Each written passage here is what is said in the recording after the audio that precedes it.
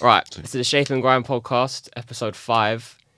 I'm here with a special guest, Rhys Lite, part of Fracture Planet.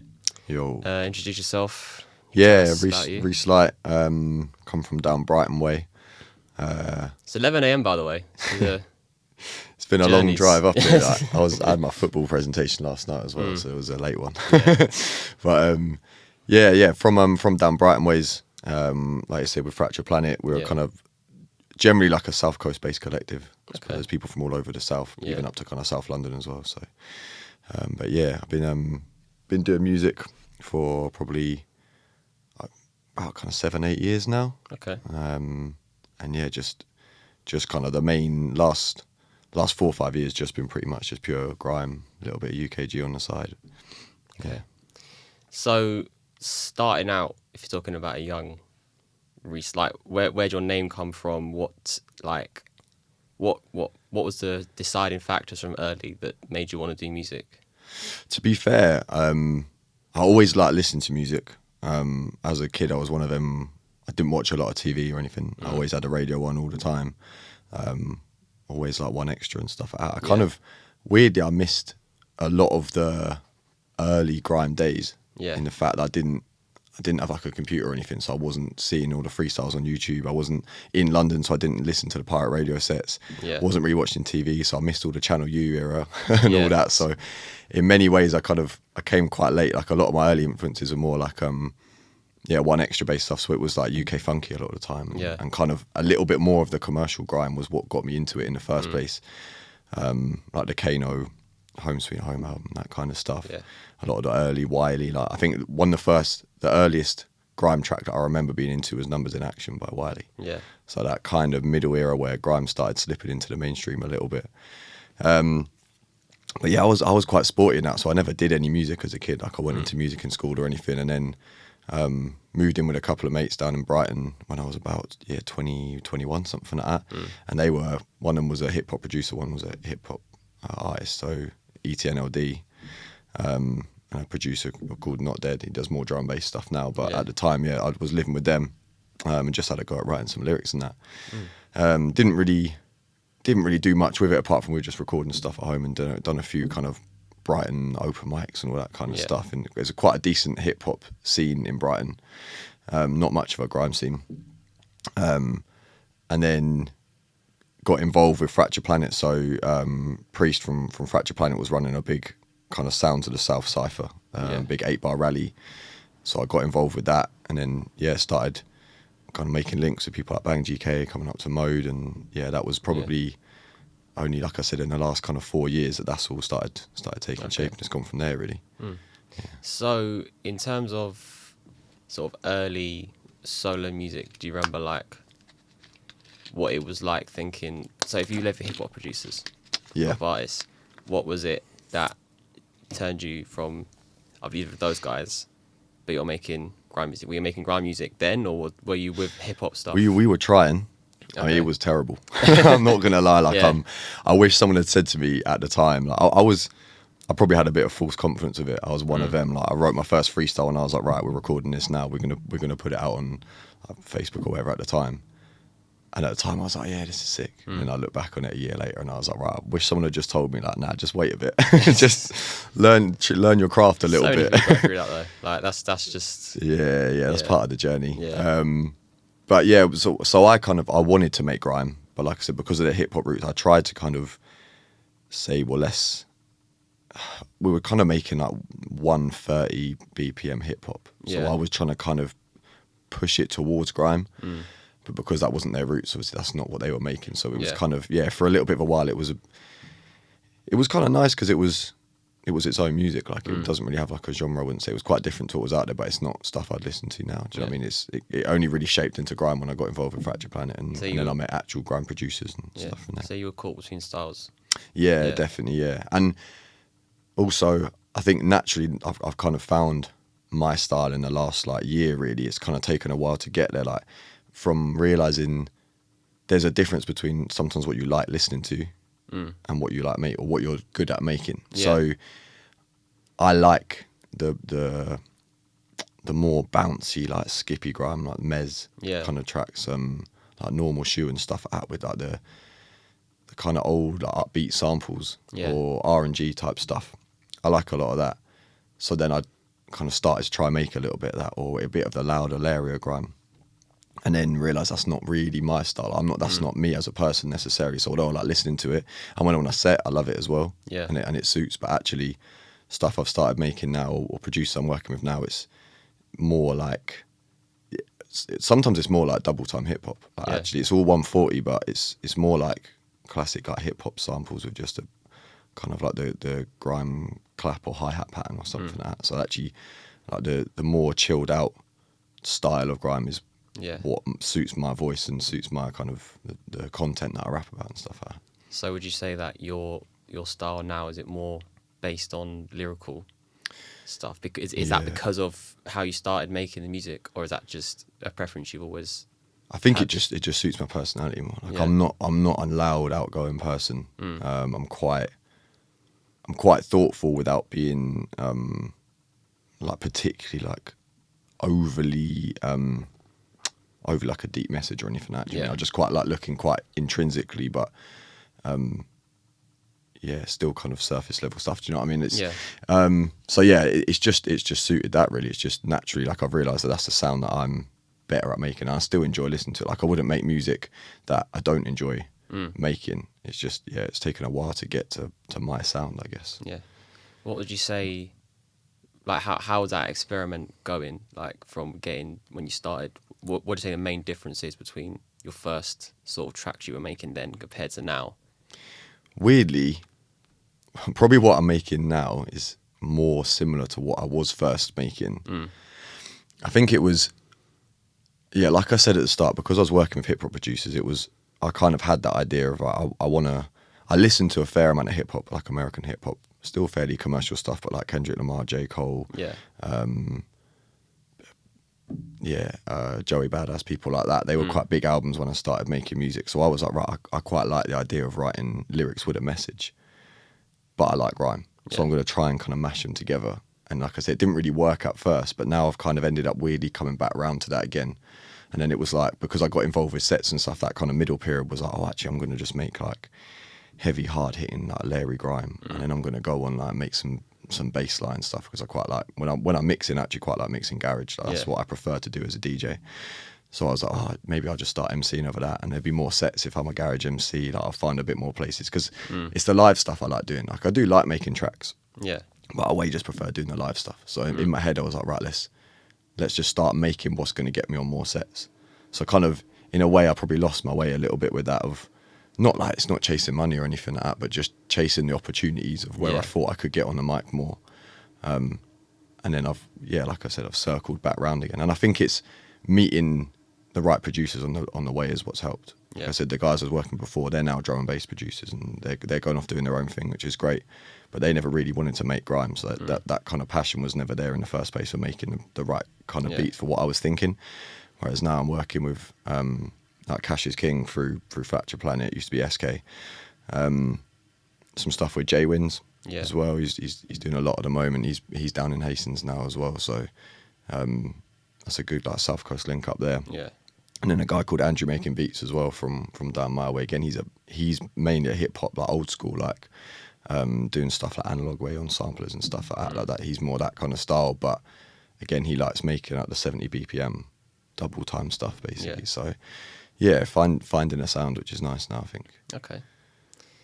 So in terms of like the Fractured Planet guys, if you segue into that, like your first meeting them, first impressions of them, like what was it that sort of made it work at the start?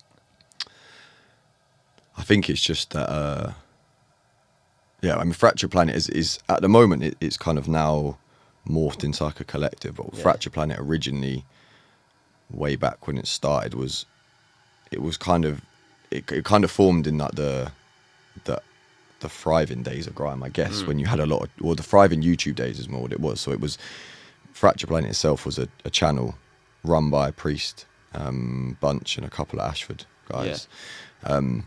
And it was just broadcasting the music from the south, and it was just trying to get, there was the Big Bars series, that's the freestyle series that still runs now. It was giving people opportunity to do that. I had a studio running sets and stuff like that, coming up to like radar and stations like that, coming doing radio quite a lot of the time.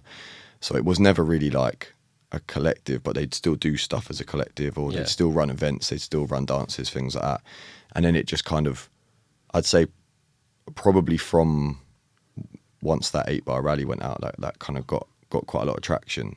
And then it kind of then more formed into like a bit more of a collective, where we started going up to radio, and instead of it just being the list of names of people that were coming, it would always be like, right, Fracture Planet are coming. Or when we get booked for a dance, it's like Fracture Planet. It's rather than it being just MCs, do you know what I mean? So it was never like officially a collective. It's just kind of morphed into that. And I think it's morphed into it with the people that, and the reason it works is it's morphed into it with the people that were trying to drive it. So there's been a lot of people involved along the way who have done a couple freestyles, done a couple dances, and then dropped off. And a couple of years later, they might drop a freestyle and then dropped away. Whereas I think there's like a core of people, so like myself, Priest, Don't Look, Billy Barhard, Bang GK, Cash is King, Bunch, Luciferian, who's like the core of people. So we've got a dance coming up at Volks in Brighton in a couple of weeks, like booked under Fracture Planet. But there is multiple other affiliates along the way that will come in, like Ritz from down in Brighton, Chems from up in North London. Like there's people from all over that are FP affiliates really that would, you know, still come down and do radio sets with us. And so I think going back to your original question, what works is that it's the collective of people there now are the people that have been constantly trying to drive the scene and trying to, we're all like-minded in that we all do things like the way we see it, like in the right way. Do you know what I mean? We're not chasing money or chasing clout or anything like that. Like we're all just trying to make decent music and just push the scene basically. So in terms of obviously that first meeting together, so was the 8 Bar one of the first things you'd done, or was that something that happened a bit after? So that was my first involvement with Fracture Planet. So what was that like? That experience like for you? Yeah, that was sick. To be fair, I kind of owe Priest a lot in that sense, because that was my first involvement on any kind of grime track. Like I'd never put anything out at 140, or I'd never been on a radio set or anything like that. That was my first proper involvement in the scene, as it were. And that was nice as well. Like it got quite a lot of recognition from like SBTV, Logan Sama, people like that, like shared it, like because it was that kind of period where everything had been thriving, and I feel like it was like just around COVID time, I think it was, and everything. I don't know. It felt like it was the kind of time when people were saying, "Oh, grime's kind of slipping away a bit," and it was like throwing it straight back to the roots. Big 8 Bar rally. I think there was probably, I don't know, like about 12 different MCs on it from all over the South.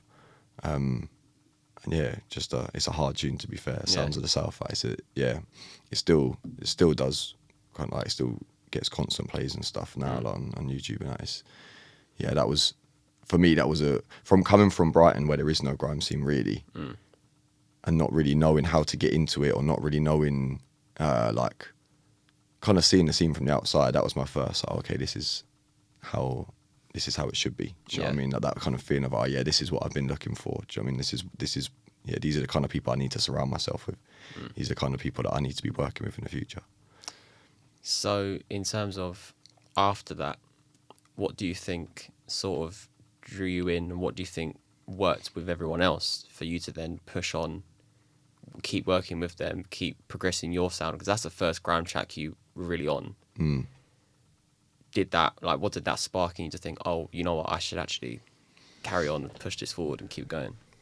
I think it just like, that realisation of, right, this is what I've been looking for. Do you know what I mean? Like from hearing grime from an early age, like I said, but not having any of that culture around me, and working with hip hop producers and going and doing, like I said, hip hop open mics and stuff like that. And it's like, I knew all along that it was a different culture. I think obviously for a lot of people that don't really know about grime, it gets confused with hip hop a lot of the time. People think that it is a rap genre, and in some ways it is, but obviously, as we know, it's a rave genre, really. So I was constantly kind of thinking, well, how am I going to get that in Brighton? Like, how am I going to make those links? So finally getting that, it was like, that was that first taste of like, this is what I need to do. I need to go do freestyle videos. I need to get up on the radio. And I think that was then the next biggest thing for me was going up to Mode for the first time. That was in like, I think 2021 maybe. We just did a Fracture Planet takeover up on Bang Show. Yeah. And yeah, just getting that feeling of like, because we did our show and then I think we stayed around for RYZ's show after, and he had a bag of MCs in as well. So then that was that first like time of like taking your opportunity on the mic, and that feeling of like, I think every MC will know it, that feeling of like adrenaline, that time when like you've had someone sit on before you and they're getting the weed ups and you've like, right, I've got to go match this. I've got to go match that energy, and it's addictive. Yeah. Like that's, for me, that's why I said I don't mind making songs. I kind of enjoy it, but it's more just a gap filler. Like it's just about the sets, like that energy and that adrenaline of being on a set, and especially when you go to sets now and you're getting sets where there's like 20 people in the room again. Yeah. I think you were there for the Bang GK birthday, wasn't it? With him and Zeng Sounds went back to back. Yeah, Sahib, yeah. Yeah, that was a crazy set, and I think they're the kind of things that you live for as an MC, really. Yeah. And yeah, so that was, like I said, going back to it, that was my first taste. A rally track was my first taste of it, and then it was just just try and get as much of it as possible from there, basically. Yeah, that's why I've got the sets I'm filming now at the Cube in Elephant and Castle. That's basically why I got this and that studio, because that's like a 15-20 man studio. Yeah. So I can do like the next gen set that I did. Yeah. All a bunch of most of them are younger than me. It's like the oldest guy in the room, and I'm like, I think I'm a kid. And that was like, it's that similar type of thing where it's like all these MC, the room is packed out, loads of people in there. Yeah. And it's like we can actually sort of we're bringing this back now. Yeah. Yeah, it's it's definitely getting back to the essence, and I don't think it ever went away. It annoys me, this whole, for years has been in lyrics, Grime's dead, Grime's not dead. Grime was never dead. Like, it's never stopped being on radio. People have never stopped doing freestyles. Like it went out of the mainstream, and I think a lot of that was Grime itself was never really in the mainstream. I feel like there was a couple of tracks that made it. There was a fair few MCs that made it, making rap tracks. Yeah. Or features on like commercial records, but in its essence, you never really saw like, you would never saw like Eskimo Dance get booked for Glastonbury. Do you know what I mean? Like you might get a Grime artist get booked to perform a PA set, but you never had like a DJ with 20 MCs on the stage, unless it was, well, you got some small tents at Glastonbury. You know what I mean? It was never in like the main stage bit. Yeah, it was never like. And I think that's what people saw Grime coming into the charts, or Grime MCs coming into the charts now, and they were like, great, that's it, we're here now. But that's not how music works. It comes and goes. Every genre comes and goes. You look at UKG again now, is kind of having its time back in the limelight again, and I think Grime has kind of followed it. I think that's helped get people back into sets and stuff as well, just because that 140 kind of bass music is back in people's minds again, back on festival lineups and stuff like that. But yeah, I don't think Grime ever went away. I think you're definitely, like you said, you're getting young MCs come back. I think young MCs for the last 5 years have seen drill. Like drill was the next new thing after Grime, and they were like, yeah, right, that's where I'm gonna go.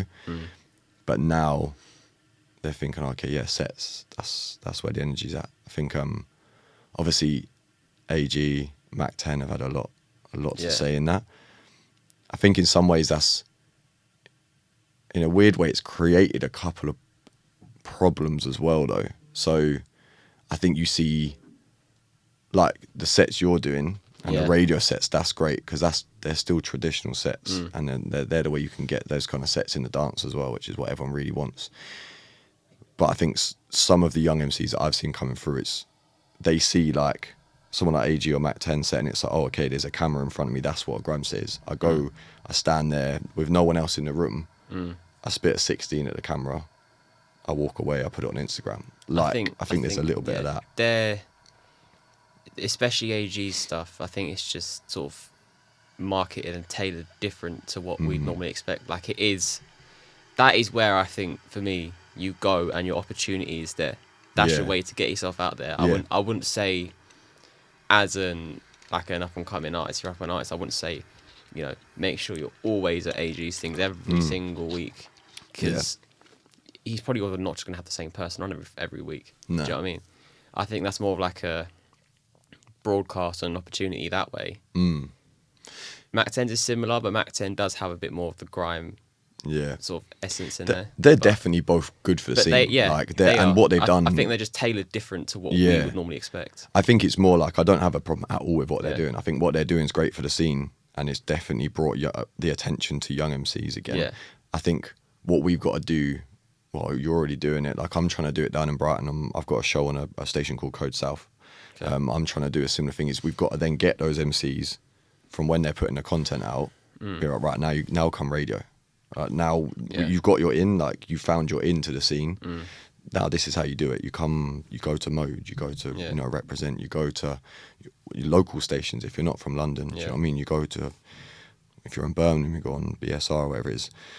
So I think that's just the next bit, is to try and get those people back in the radio again, because if you've got a thriving radio scene, you've got a thriving grime scene. Yeah. And I think we went to like the Mac 10's Reloaded event in Box Park in Shoreditch. Yeah, I went there, but yeah. And it was sick in the fact that there was way too many MCs for the event. Like it was a 2-hour event, and it was people just spitting 32s pretty much, and there was like probably 20, 30 MCs that didn't even get on. But a lot of us that recognise each other from like the radio circuit said, "This is sick, but we've never seen any of these before. Like where all these MCs are out there, but none of them are coming on radio. So that's the next thing, is like, all right, how do we get them from like from the content to actually coming and doing sets? Because it's very different having 132 that you can remember and you can go mad at, to holding down a set for an hour, 2 hours, like hosting. That's a whole different thing as well. Mic control. I remember AJ Tracy like years ago saying like so many MCs have to perform with like a backing track on stage because they never learn how to use a mic properly. Yeah. Unless you're doing pirate radio, you didn't learn how to use a mic properly. So they're stepping on stage in front of like thousands of people, having never held a microphone before. Yeah. I think that's another thing. It's like it teaches you the way, and that's one thing I saw with the next gen set as well.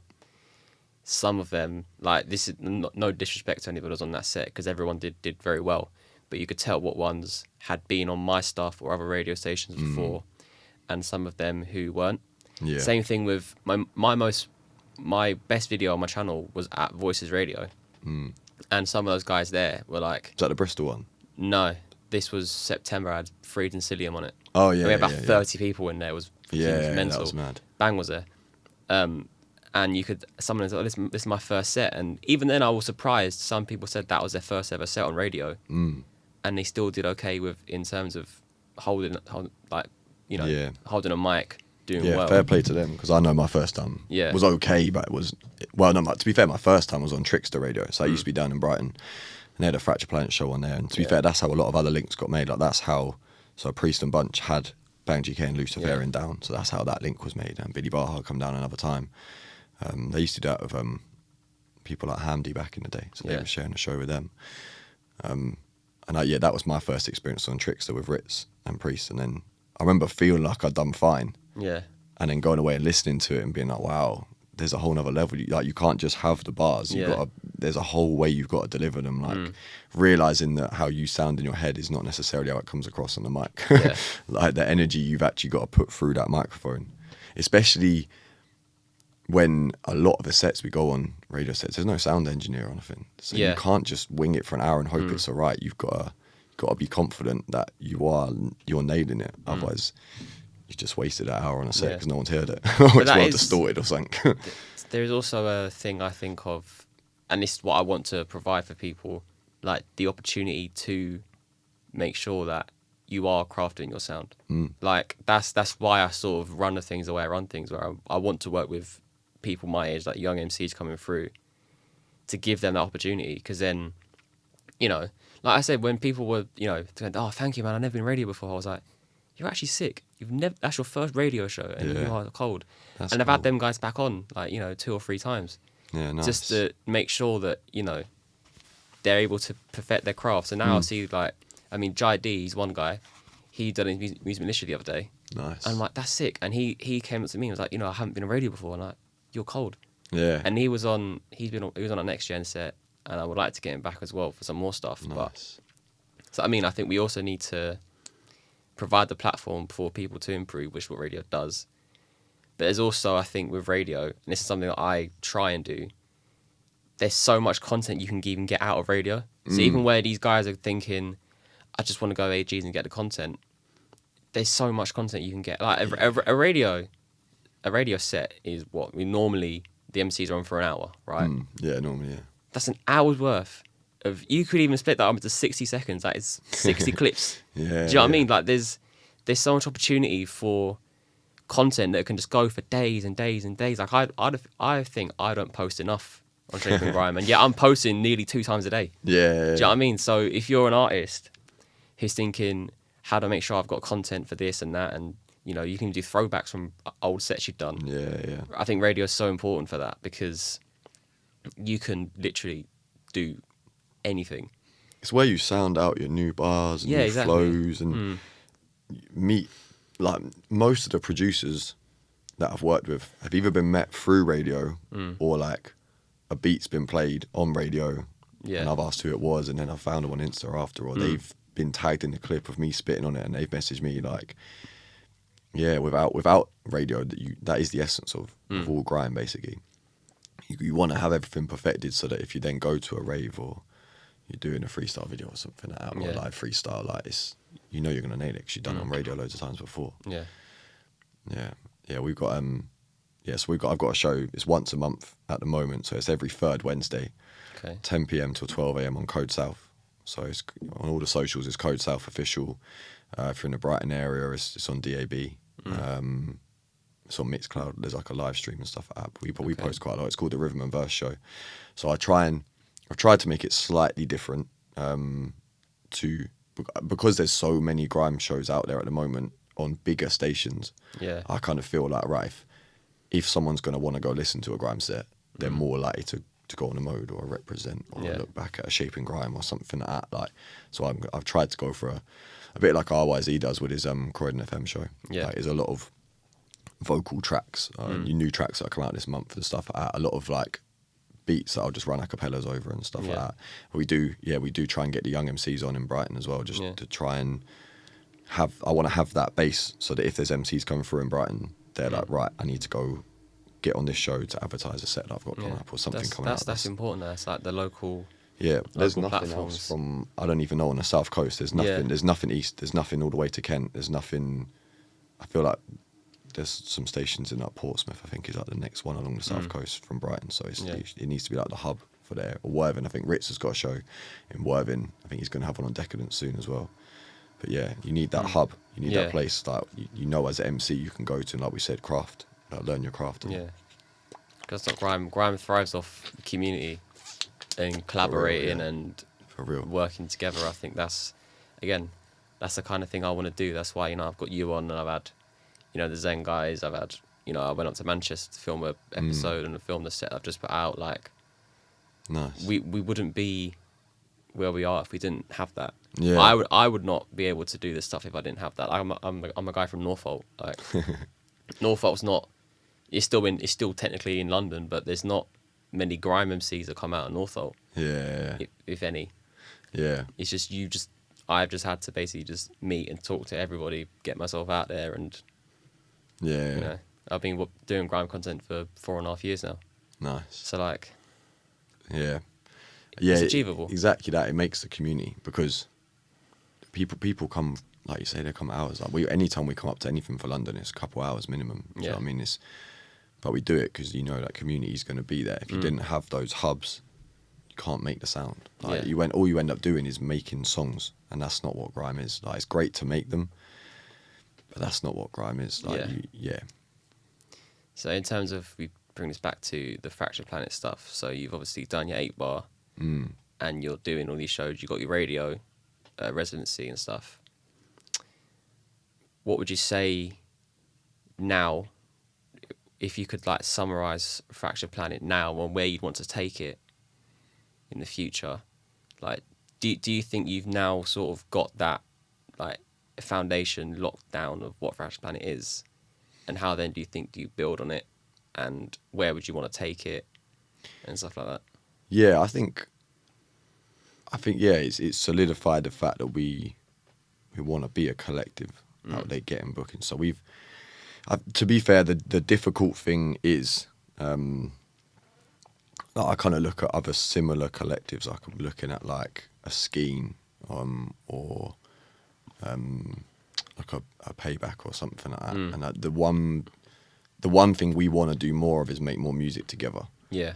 The disadvantage we have is like you got Bang and Billy and that obviously in like South West London. You've got like Hastings, like you've got me in Brighton, you've got people in Worthing, all like we don't have that thing of like, oh, right, it's a Thursday, let's all go studio and make a track. Yeah. Like the processes in the past have been long to try and make stuff. Like we've made a lot of music together. Yeah. We've got more coming out. We're slowly getting there. Like I've got a track, like me and Priest just put out a track together down south a couple of weeks back.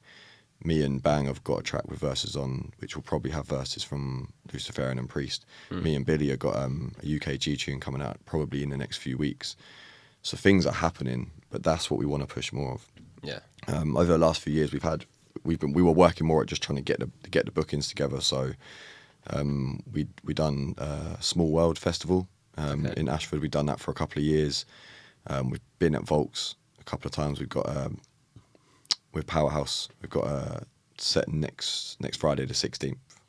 Yeah, 16th of May. We'll be doing that. We trying to push more of those bookings. But probably the biggest one we had last year, we supported Pete and Baz down in Hastings. That was our first like, PA set we did as well. So they didn't want a traditional grime set. They wanted us to do all the tracks we had together. Yeah. So that at that point as well, we're like, actually, we need more tracks together. Like we love doing the sets, but we're all artists that are actually putting out tracks as well. Like we should be able to go and run sets. We're looking at things like Skeena doing, like going out to Barcelona, and we're like, that's our next step now. Yeah. We want to go out to like, we were speaking to Jay Wins about it before, going out to like Milan, like places, find just where have we got links. Like I know we've spoken to you about going up to Bristol and stuff like that. Like we want to be pushing ourselves around as a collective now. We're never going to be able to do stuff regularly. We're all like very busy people, one in our own music, one in our lives, personal lives. We're all very busy people. Like we're not going to be able to just drop in the studio, like I said, and just make tracks together. So it's not that we can necessarily do more together that we're doing. We just want to maybe do bigger things. Yeah. We've got our event, which we run down in Hastings, normally like once or twice a year, called Wheel Up. Okay. So that's always quite a big dance that goes off, to be fair. Like the reputation's grown for that. Like a lot of people come down from London for that last year. So we had Nefertiti and Drone headlining. Fair enough. Yeah, and then when we had a Fracture Planet MC set before that, with a DJ from down there called McKay on, Ida and Soy, who are really big down on the South Coast at the moment. They do slightly different, like 140, very unique style to be fair. I can't say what genre it is because it's very unique to them, but they're really sick. If people want to go look them up, EIDA and Soy, SOY, they're two young female producers and DJs that are smashing it down there at the moment. But yeah, we do that like once a year. Sometimes we've done some pop-ups as well. We did one Grey Area skate shop a couple of years ago as well, which loads of MCs come down for. That was, again, that felt like a proper grime set. There was probably 10, 12 DJs, 20 MCs. And we just, we want to do things like that, not more often, but just carry on doing them. Yeah. Just carry on doing big events and try and go do different festivals together, or try, like I said, go abroad and take our music somewhere else. Yeah. So in terms of your dynamic as a group, who do you think, like, how does that work together? Like, how do you think you complement each other? How does who is it someone that runs things? Is it someone who does more of the promotions, or is it like a group effort, do you think? I think, to be fair, naturally, because he's been there since day one, I think Priest is... I mean, if you said to him, like, who runs FP, you'd never be like, it's mine, it's my thing. He's not he's not like he owns it or anything like that, but he's been there since day one, so you'll see if we jump on a set or anything, he's always the first one on the mic, introducing us, like, saying what's going on and that. And but yeah, no, it's a very even dynamic in terms of, obviously we've got producers in Cash is King, Bang. Priest does a bit of production as well. Like, I've started to do a bit of production myself now as well. I'm very new to that, but I've started to do it. We got DJs in Bang, Don't Look, Bunch, myself a little bit, and then we got MCs and myself, Priest, Billy, Yeah. Luciferian, and like I said, anyone else who's affiliated as well. So the balance is really nice. And I do, like we've often said, like if we just lived a bit closer to each other, Yeah. we would be smashing it out. Like we really, I think we would be.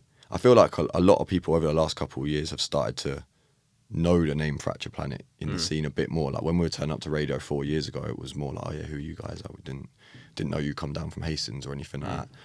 Like now, I think with Weed Up and FL, we've been around a bit more. People have heard of Fracture Planet. They might not know inside out who it is or where we're from, but yeah, the name has started to be recognisable in the scene.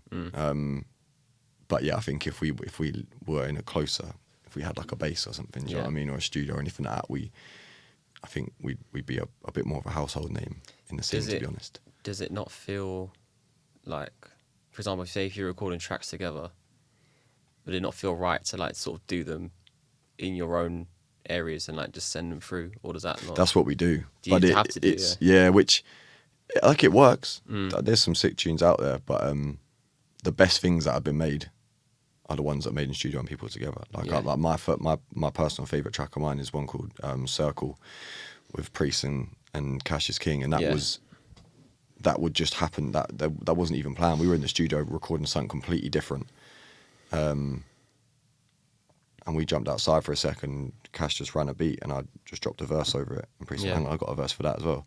Scrap what we're doing. We're going to go record this now." Recorded it, and that was by far the biggest track that I've had. And the same thing, you look at like Bangs and Billy's and Luciferian's biggest tracks. Really, they're the ones that they've done together in the studio. So yeah, we will make more music together, but it's just that I think anyone knows when you're sending verses back and forward, like it's fine, but you don't have that like to and fro. You don't have that moment of, oh, that sounded sick, but if you just switch that verse there, or if I just jump in here and you jump back in there, you kind of lose that when you're just sending things back and forward. Yeah. And we've all got so much on.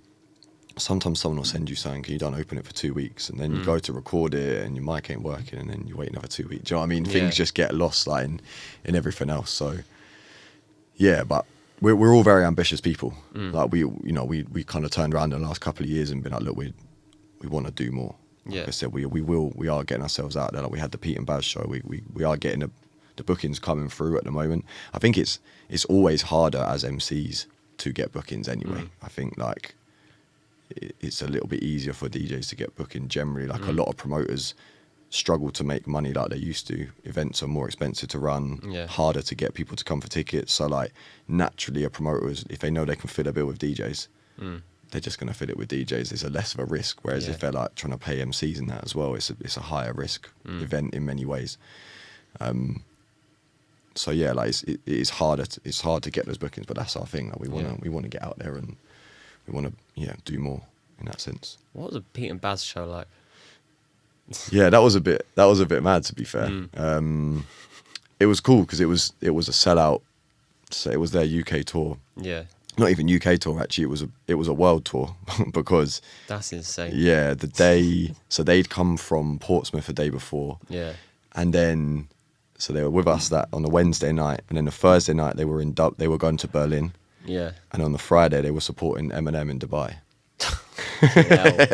So they were playing with us in Hastings on Wednesday, and they were playing with Eminem in Dubai on Friday. Yeah. So that was quite cool, to be fair. But yeah, that was different to anything we'd done because it was a PA set. It was just pure, and it was a sick venue in that, you know what it's like when you're supporting, you're like, is anyone going to turn up for us? Like, are they? You don't know what the venue's like. Is it one of them where like there's a big bar outside and everyone comes in, but they all just stand in the bar until the main act's on? But it was a nice venue where the bar was right next to the stage. Okay. So everyone who came in straight away, and we paid to a full. I think it was something like 400 or something like that. Not bad. Yeah, it was cool. It was that was sick. And that definitely gave us the drive to be like, yeah, look, we got this. We just need to get out there doing it more. Like, we need to push ourselves. And yeah, we got loads of sick feedback from that as well. Like loads of people obviously saying they hadn't heard of us before we done the show, and that they enjoyed it just as much as the main show, and like wanted to find out a lot more about us. And a lot of people came to it. Our Wheel Up event was a month after that. We had a lot of people come to that off the back of the fact that they'd seen us at Pete and Yeah. Baz. So yeah, that really helped. That helped a lot. Was that a coincidence, or was that did you know you were doing one before the other, or? No, we got the Weed Up thing had been booked for like months. We got the Yeah. Pete and Baz call like the promotion. To be fair, the promoting company they spoke to us like a month before about it, Okay. and then just not said anything. So we just presumed we weren't doing it. And then like 2 days before, they were like, "Oh yeah, you're still good to do Pete and Baz." We were like, "What?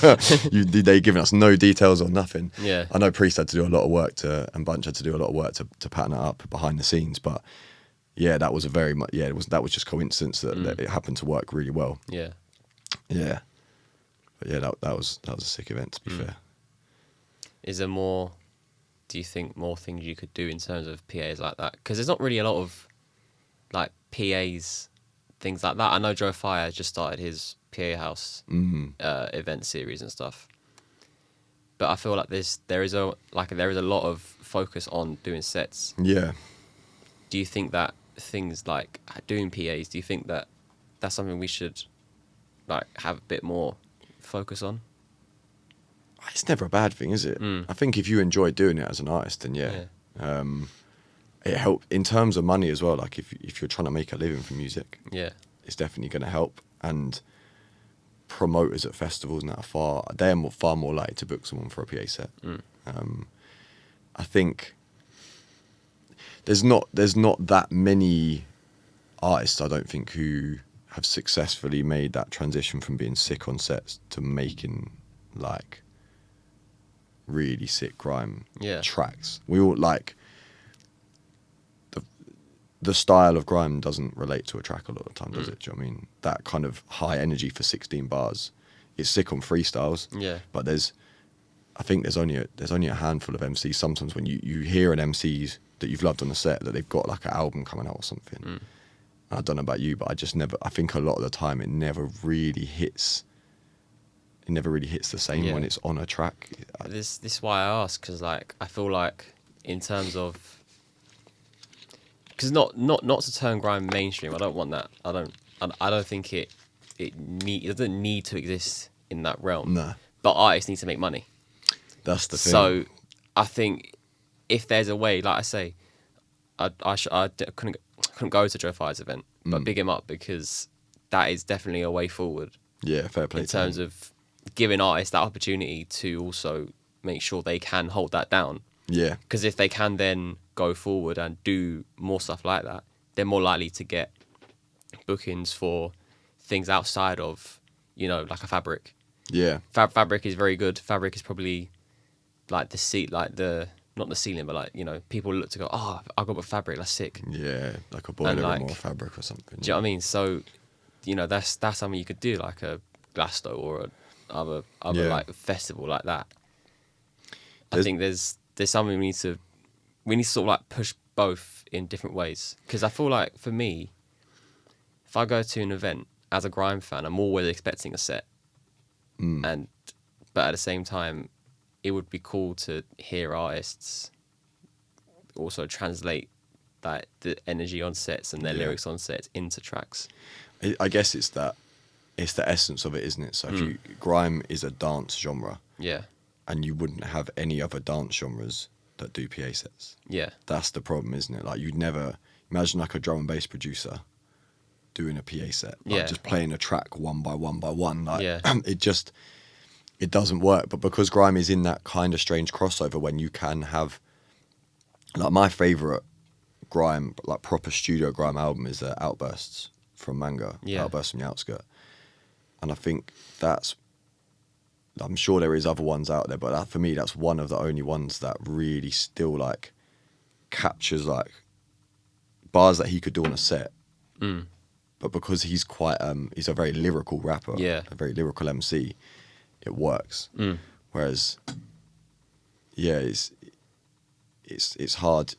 Everything we design in our verses most of the time is to make an impact on a set or to match the energy of a set, and to then do that for 3.5 minutes over like 8-9 tracks. Yeah, it's not what tracks are made for. Do you know what I mean? Albums are supposed to be like more of a flow and an up and down, aren't they? Yeah. I think that you're right, that like I hope people are able to make good tracks, because that is how they can make their money. and that's how they can stay making music. There's a lot of people that have had to drop out and doing sets now because they can't make the money from music and they've got a job but just clashes with stuff. You know what I mean? So yeah, it would be great if people could make tracks that make money, so that they can still do the sets and still keep the essence. I think those two worlds will keep separate. Like I said way back at the start, like when grime was in its like peak, a lot of MCs were making money, but they weren't making money from grime. They were making money from features on commercial tunes and people like Tinchy Strider and that. Do you know what I mean? Like they realised that they weren't going to get money making grime. Even a lot of what Skepta did, even a lot of his money making tunes were rap tracks, aren't they? Yeah. You know, there's not many that are actually 140 grime tunes.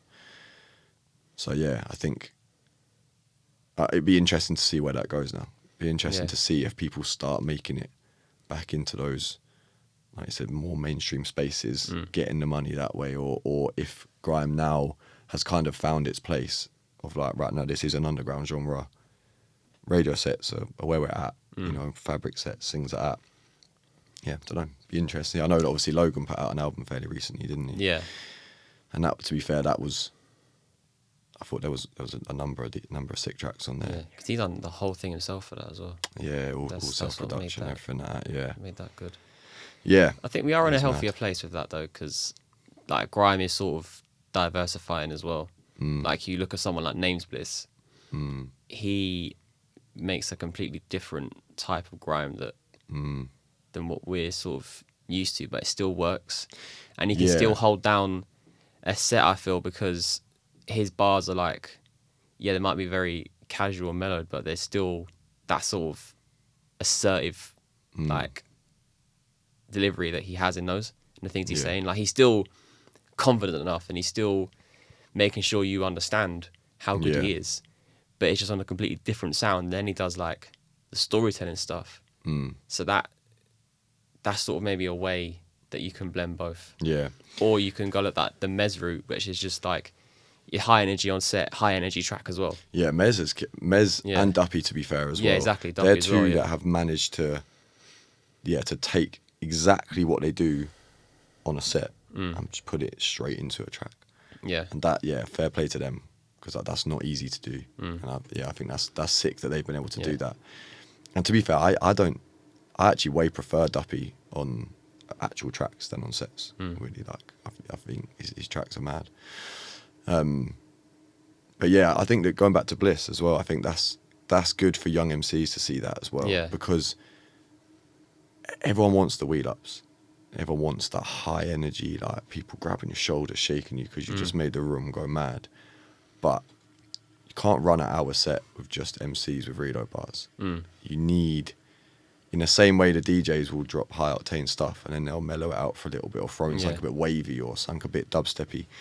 You need MCs that can either do both, like a Manga or a Logan, or you need different types of MCs. Yeah. Like it's okay to be an MC that just has mad lyrics and mad wordplay that maybe doesn't get a reload in a room of 20 people because they're not as memorable. Yeah. I mean, the bars aren't going to be shouted out by everyone in the room, but that's okay. That's still just as talented as having presence in the room. I mean, the best can do both. Yeah. But actually, I hope some of the young people see that and they're like, right, I'm going to do something original. I'm going to do something creative. I'm not going to have maybe the same rhymes that I know will pop off, but like, actually, I don't know about you, but I've been in rooms in sets sometimes where the energy in a room is nuts. And you come out of there like adrenaline pumping and you're like, that was sick. Like, that was mad.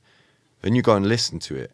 And after like maybe 15, 20 minutes of listening, like kind of lose interest. Doesn't always translate. No, the room and the energy in the room with all the wheel ups sometimes, if you're a listener and you're not in that room and you haven't got everyone going mad around you, you need the lyrical MCs as well that are gonna break it up and make it a whole like bound set. Yeah.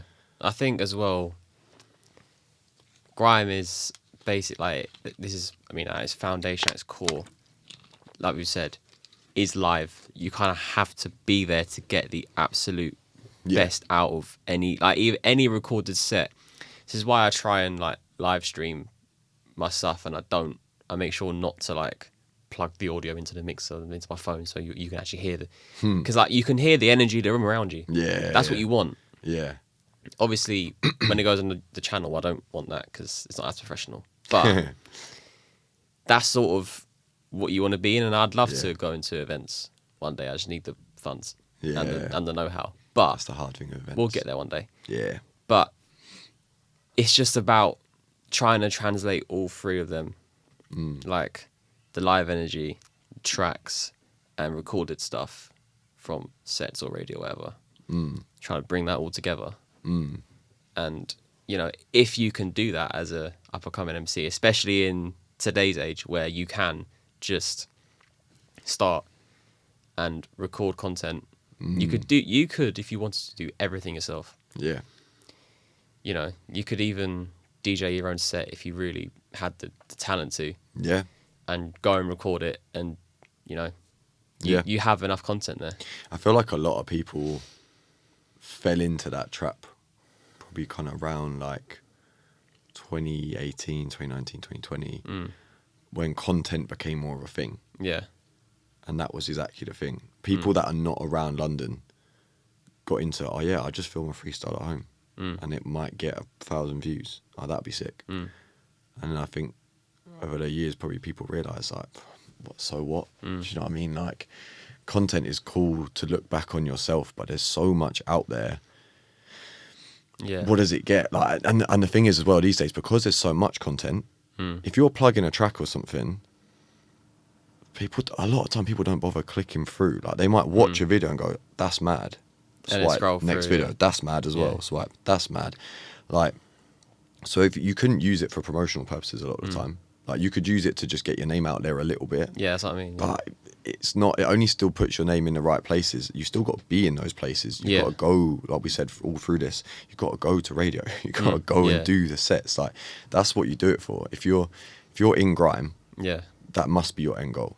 Like, your end goal in grime can't be, I want to have a freestyle video that's got 10,000 views. Like, what's the point? That's not grime. Do you know what I mean? Anyone who likes grime, truly likes grime, and got into it watching sets and stuff, I always think that must have been their vision.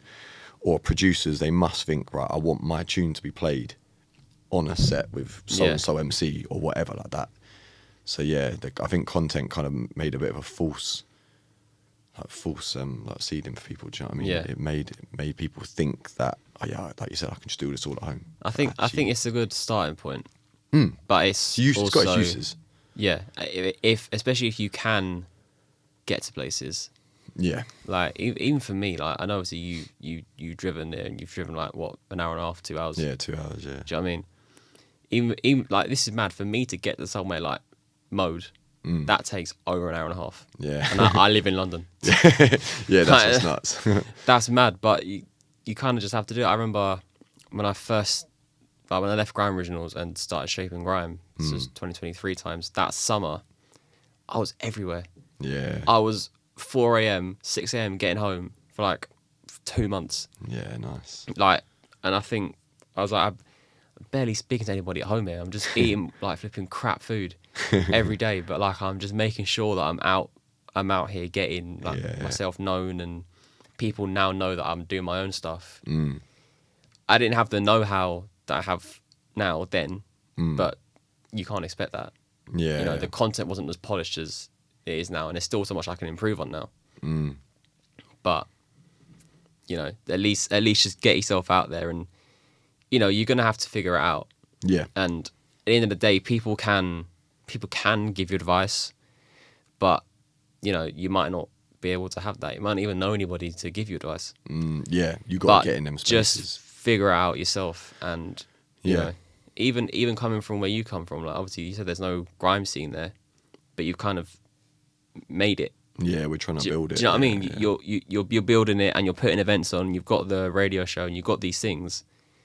That's now a whole place for grime in a place where there wasn't one. Yeah, exactly. And, you know, you've got like Reloaded Sounds in Nottingham. You've got Treehouse in Manchester. You've got BSR and Sigil Radio in Birmingham. Yeah. I'm doing a thing in Bristol, and there's other platforms in Bristol. Yeah. Like, just start and just run it. And if you then can get onto one of those platforms, And I think Golden. that's what Fracture Planet is in its essence as well. Mm. Like it's why it is a collective now, but actually that's all it was, is pull the scene together in the South. Yeah. Like if it's going to be a scene in the South, it's going to be through Fracture Planet. Yeah. Like, and to be fair to Priest, he's always been well forward with that as well. Like a load, again, I think probably first year would have been 2021 or 2022. Tiatsim come and run Dub Shack on the beach, which has become quite a big event in the last few years. But Priest got wind of it and straight up messaged Tiatsim like, look, if you're doing something in Hastings, well, we are the scene in Hastings. Yeah. Like, we'll film it, we'll put out the content, we'll advertise it, we'll get the people down. And then we've ended up having sets and emceeing on it and stuff like that now as well. And that's worked really nicely. But it takes forward people like that. It takes people like yourself to be like, right, I'm going to be here. I'm going to be wherever stuff's going on, I'm going to be there. Yeah. And to be fair, I think I look at like Treehouse in Manchester, I look at Reloaded Sounds in Nottingham, and I think I'm like, yeah, that's what Fracture Planet needs to be in the South. Because I say there's no grime scene. I think that's what it was. There was no scene. There was enough people doing it. Like, you got Furious Styles down Brighton. He's a mad DJ, still doing bits. I think he's got an Outlook booking this year. You got Rach, who's got a subtle residency at the moment. They're down in Brighton. You've got Sastraparazzi, he's Hastings. Like, the people are there, but like, it wasn't like if I think of Nottingham music, I'm like, yeah, Reloaded Sounds. Yeah. You got a bit like Mez and that as well, but like, yeah, I just Reloaded Sounds comes up straight there. If I think of Manchester, if I was like, right, I need to do a show in Manchester, I wouldn't even think twice. I'd be like, right, Treehouse, I need to message them. What's the deal? So we need to be that. Like, again, what made me realise that is I got a booking at Volks in Brighton through Minx from London. Yeah. And I was like, hang on, why is someone in London booking me for an event in Brighton, not even knowing I'm from Brighton? They only booked me because they booked Bang. Yeah. And Bang, technically didn't even book me, they booked Bang. And Bang was like, yeah, come along, MC for me. So I was like, that's a problem, because if Fracture Planet had the standing that it should do in the South a couple of years ago, then she should have come to us and been like, right, I've got this event in Brighton. Yeah. Do you know anyone that would want to MC, or do you know any DJs? But the fact that, and this is nothing against her, this is against us. Like, we should have had that. We should have that. We should be that thought in people's heads of like, okay, I'm doing an event in Brighton. Let me call over Fracture Planet. Do you know what I mean? Like, that's where we need to be. So that's what we've got to push ourselves for. And going back and having a radio show and that again now, that's making that stuff. So we had that when we had Trickster, that was helping, but the station shut down. It took us a few years to get ourselves organised and get another show somewhere, basically. So yeah, that's what's important, I think. Like you said, having them community hubs, and because, like you say, the content is good filler. It's good, like, it's a good way to be able to if you're not there in the middle of a thriving scene, to be able to keep yourself going, to be able to keep yourself creative, keep yourself active, keep your name out there. But you need those hubs, you need those places where it's going on, where it is a community, to keep it going properly. Okay. So in terms to round off, because I've been recording for an hour. Wow, that's mad. Yeah, 2025 and onwards, for yourself and for Fractured Planet as a whole, what do you think it will continue to show the second half of the year and just going forward? What do you think you'll be putting out? Where do you think Fractured Planet will be going? Like, yeah, I think we've got, like I said, we've got a backlog of tracks now that are going to come out, which is nice. We haven't had that before. So I've just put out an 8-track mixtape 2 weeks ago called Burst. Okay. So that was my personal project I've been working on for just over a year. In collaboration with Andrew making beats. He's got a couple of productions on there. Cash is King, Jay Wins, Mons Terra. So it's a 140 tape. Yeah. But it's a really broad spectrum of types of beats. It's a proper mixtape. Do you know what I mean? A complete broad spectrum of stuff on there. So that's just dropped. That's on all streaming platforms at the moment. Then Bang has put out a couple of stuff with Delta recently.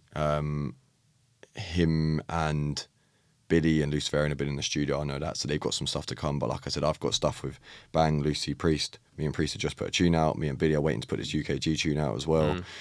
I'm just going to get a video shot for it and stuff. I've got a track with Chems as well, that'll come out later this year. So I think it will just be quite a frequent a schedule of stuff coming out throughout the year. We've got this booking May 16th at Volks with Powerhouse. Yeah, just getting in as many dances as possible. Obviously, Bang GK's everywhere at the moment. He's performing all over London and beyond. And a lot of the time, obviously, Luce Fair and Billy Barhard are supporting him, MCing as well. We've got a few festival things. We'll probably be Small World again. Yeah. I imagine we'll be at that in August. I've got one at Elderflower Fields in a couple of weeks with the station. We've got a takeover, Code South, got a takeover there. So, yeah, like pretty busy to be fair. Obviously, all doing our own individual things. Everyone else has got their own individual projects. So I know Billy's got about 3 different EPs recorded already. He's just waiting for the right time to drop them. Yeah. So yeah, everyone's doing stuff, which is nice. And like I said, we just want to keep pushing our name out there as a collective as well, bringing that together. Okay. Well, thanks for coming. No worries. That's cool. Plug your socials. Yeah. Rhys Lite on everything. So RHYS_LITE. TikTok, Instagram. Yeah. Instagram's is mainly all I use, to be fair. I try to keep most of the stuff on there. But yeah, all streaming platforms. Go Run Up Burst if you get a chance. And yeah, Fracture Planet with a K. Again on all socials.